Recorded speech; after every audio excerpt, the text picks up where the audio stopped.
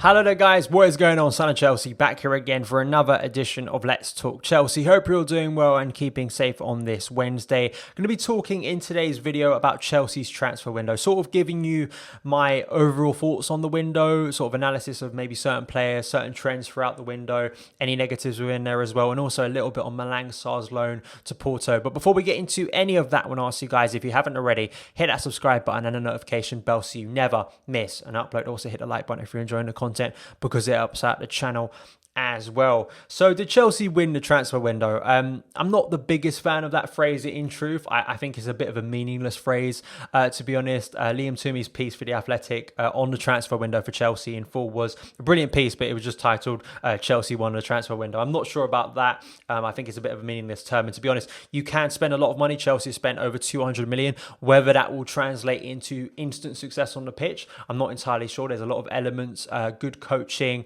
those players settling at a new club, a new system, a new surrounding as well, a new country for a lot of these players too. So there are so many elements that go into a transfer, but I think just generally the trends for me this summer and sort of certain things I picked out throughout the window were really positive for Chelsea. I really think they were, and I think how successful this transfer window will be and how important it will be in the club's history, I think you will have to wait for 5 years to look back at this window, because some of these players, of course, aren't in their prime yet. I look at Kai Havertz, 21 years old. You're going to have to wait till a few years down the line to see how successful he's been at Chelsea, how he's grown at Chelsea. Has he turned into the player that many people think he can become, as well as other players within this window?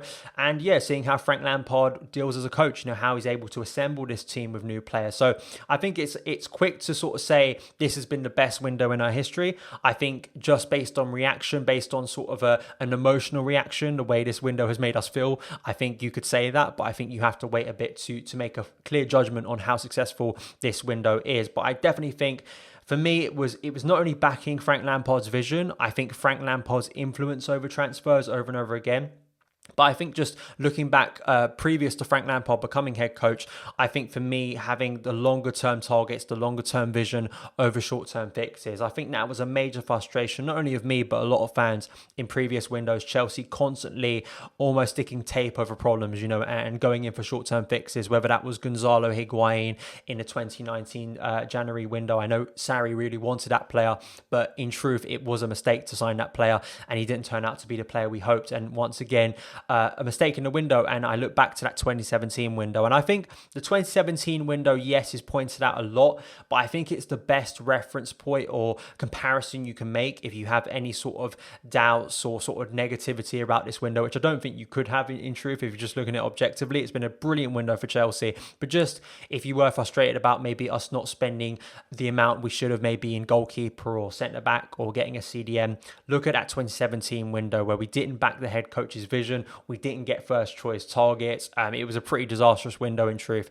Now, of course, at the time, I think a lot of people, including myself, were excited about Morata, were excited about Bakayoko, felt Rudiger was a decent signing.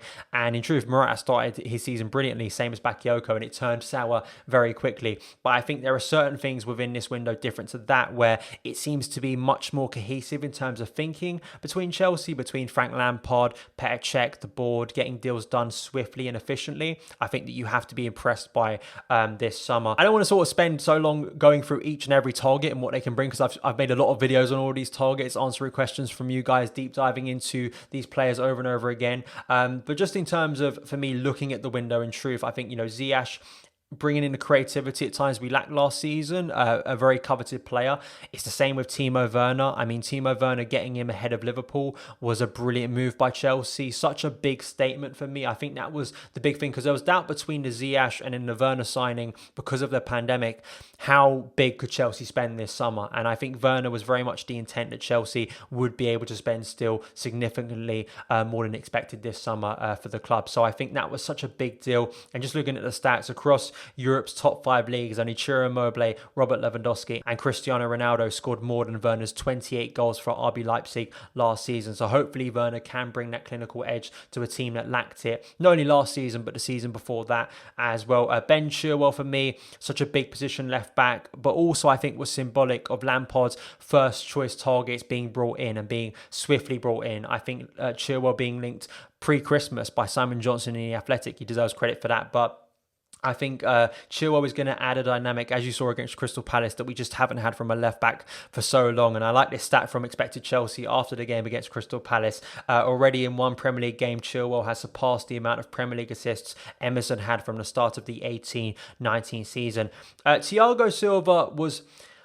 I think it's a bit too much to say it's the riskiest signing because it is a free transfer. We haven't gone out there and splashed 50 million on Thiago Silva at 36. I think it was a pragmatic, opportunistic signing in an area that clearly needed something based off of last season's underperformance in that area. I think the positives, as I said at the time, was it's opportunistic. You're bringing in a player with a lot of pedigree who's clearly motivated to succeed, can add leadership and danger awareness and a bit of organisation to an area that did massively lack it last season. I think the risk obviously is his age. It is definitely going to be a short-term signing. There's no doubt about that. I mean, 2 years would be brilliant for Thiago Silva. If we can get 2 years out of him, I think that's a real positive. If he can help develop younger players, maybe like Fikayo Tomori, if they can play alongside him, really help the likes of Kurt Zouma, maybe Andreas Christensen, really shore up that defence a bit more until those players can develop to be better defenders, or we go out and sign a longer-term target. I think that could be a positive. Of course, the risk is he really deteriorates in his career at the back end of it in the Premier League that is so intense. Then for me, the surprise move of the transfer window is Kai Havertz. It's the biggest of the window for Chelsea in terms of statement, in terms of profile.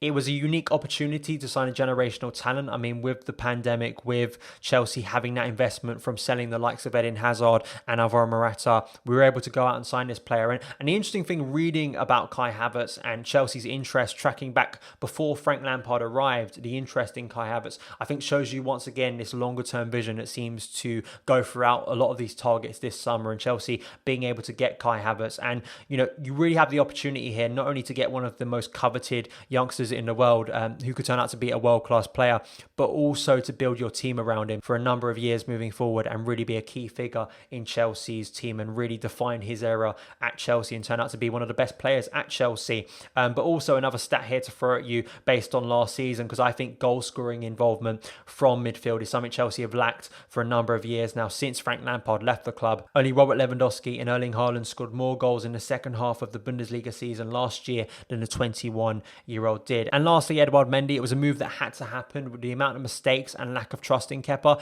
Chelsea simply couldn't go throughout this window without addressing that area. And also, once again, I think this transfer proved the connection Petr Cech and sort of influence Petr Cech has. I mean, it very much seemed like Frank Lampard had passed on the responsibility to Petr Cech to go out and find the best sort of solution this summer, and that was Edouard Mendy from Rennes. And looking at Mendy, his stats from last season in Liga, the second best save success rate in Liga with 73.5%. But then you contrast that with the stats of Kepa, which were historically bad for a Premier League goalkeeper. Kepa had the worst save success rate of the regular keepers in the Premier League, saving only 53.9% of the shots on target he faced in 1920. So absolutely Chelsea couldn't afford to not buy a keeper. And he might not be the glamour signing, he may not turn out to be a world-class keeper, but he may turn out to be a very smart signing this season. And he had a good debut in the Premier League, keeping a clean sheet. Let's hope it continues in that vein. I guess the only negatives of this window is having a bloated squad. There are certain players in the squad who didn't go out on loan or leave permanently. I think that was one of the difficulties about the current situation, the current market, is it's a buyer's market, which Chelsea have profited off of this summer, but not in the sense of a seller's market. Letting unwanted players go has been really difficult and challenging. Rudiger, Emerson, Alonso, Jorginho still at the club. We have 5 centre-backs now. There's no CDM in the long term. You know, you think about Declan Rice coming in. We weren't able to shift a player like Jorginho out the door and maybe get Declan Rice as the replacement. I don't think in the sense of the CDM that's the biggest concern. I think in centre-backs that's a bit of a concern. I spoke about this yesterday. Hopefully there won't be that much friction, but you do wonder what it's going to be like in terms of Frank Lampard really having to be a brilliant man manager, because the amount of players who won't be in the squad for games, I mean, it's not only about being on the bench. There will be many players who won't even be in match day squads, and dealing with those personalities, especially more senior players at the club who've been at the club for a number of years and may sort of start to cause trouble, but let's hope that won't be the case. I think a lot of those are good professionals, especially Antonio Rudiger, and it may only be till January till those players get those moves away, but it's going to be difficult. But then on the contrast, you could say in such a stacked and intense season with so many games in a short space of time, it being so congested, having a big squad has never been more valuable. So Chelsea do have that, but it's just about those players, those personalities conflicting at Cobham and in the dressing room. But my rating for the window, I think I have to give it a 9 out of 10. It's the best I've ever seen as a Chelsea supporter. It exceeded my expectations. It at times exceeded logic in my opinion. I think Kai Havertz was the one move for me that I just couldn't see happening, considering the amount we'd already spent on Hakim Ziyech and Timo Werner. But seeing Kai Havertz walk through the door was such a massive statement signing, and I think it showed you how good and successful this window was. So I think you have to be really happy with this window. Now, how Lampard will do as a coach and how these players will gel together, we'll have to wait and see. A lot can happen, a lot can go right, but also a lot can go wrong. But I think Chelsea and the board have given us the best opportunity to compete once again for the biggest titles. And lastly, just want to touch on Malang Sarr joining Porto on a season-long loan. I know some of you guys have been asking about Malang Sarr and saying, oh, why doesn't he stay this season? Chelsea confirmed when they signed Malang Sarr officially that he would be going out on loan. There were certain links to the likes of, I think, Bayer Leverkusen at the time and other clubs. But I think Porto's a decent move. I mean, Champions League football, I think, is the real positive here, going to Porto. They're in the same group as Man City, so I'm sure that'll be interesting to see how Malang Sarr does up against Man City in that group. It's a tough group for Porto, but I think that'll be a good level of competition for Malang Sarr. I think it's an exciting signing. I think it's one of those smart sort of long-term signings that I think is low risk, high reward for Chelsea. If Malang Sarr turns out to be a brilliant defender, he develops at Porto, comes back into the first team and really solves our defensive issues, then that's brilliant for Chelsea. But if he doesn't, he can't make it at Chelsea, Chelsea are guaranteed a profit on this player. So I think either way, it's a win-win situation, and it was a smart signing this summer by Chelsea. But those are my thoughts on Malang Sarr. Please let me know yours in the comments below. But that is it for this edition of Let's Talk Chelsea. Thank you guys so much for taking the time to watch it. If you did enjoy it, hit that subscribe button and a notification bell so you never miss an upload. Follow me on Twitter @SonofChelsea. Have a great day, and I'll see you again.